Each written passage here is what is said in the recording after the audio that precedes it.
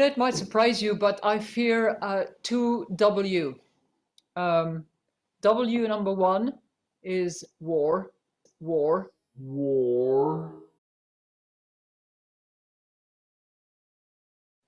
Because I think that on the top of everything that we have at the moment, that would be just the most aggravating factor that we could face. And my second W is the second wave. Is the second wave.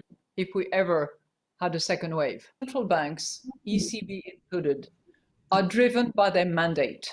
They have the privilege of being independent institutions, accountable to, for myself, the European Parliament, to which I report back and am accountable to, and I go every 3 months to tell about our action and our tools and how we measure them and how we assess them.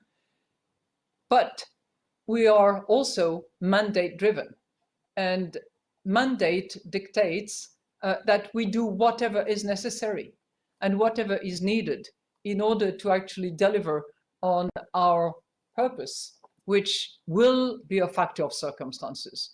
To give you an example, we are currently, and we've all said the same thing, going through exceptional circumstances. The global economy and the euro area, where I'm located and where I have to be active, is facing this unprecedented shock that we could not have imagined.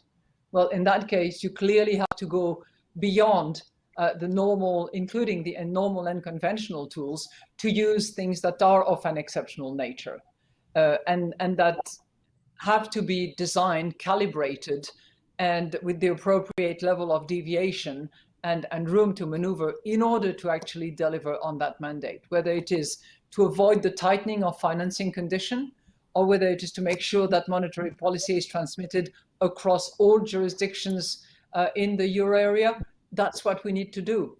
And we are actually doing it, and we will continue doing so, because that's what drives our action.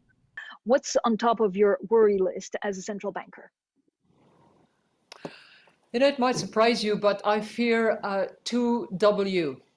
W number one is war, because I think that on the top of everything that we have at the moment, that would be just the most aggravating factor that we could face. And my second W is the second wave, if we ever had a second wave. When we look at analogies, like the Spanish flu, unnecessarily called Spanish for that matter, the second wave was even worse than the first. So those are the two things that I have on my mind from a humanitarian, as a person. Now, if I look at the economic consequences of all that, clearly, even without those W's that are my fears, I think that we have the most unprecedented economic crisis that we have seen in peacetime. I've said that before.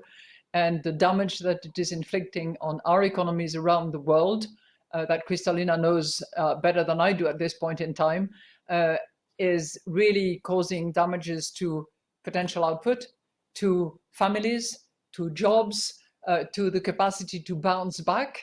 And we simply have no real good sense of how badly economies are affected. We're all proceeding on the basis of scenarios because we simply don't know.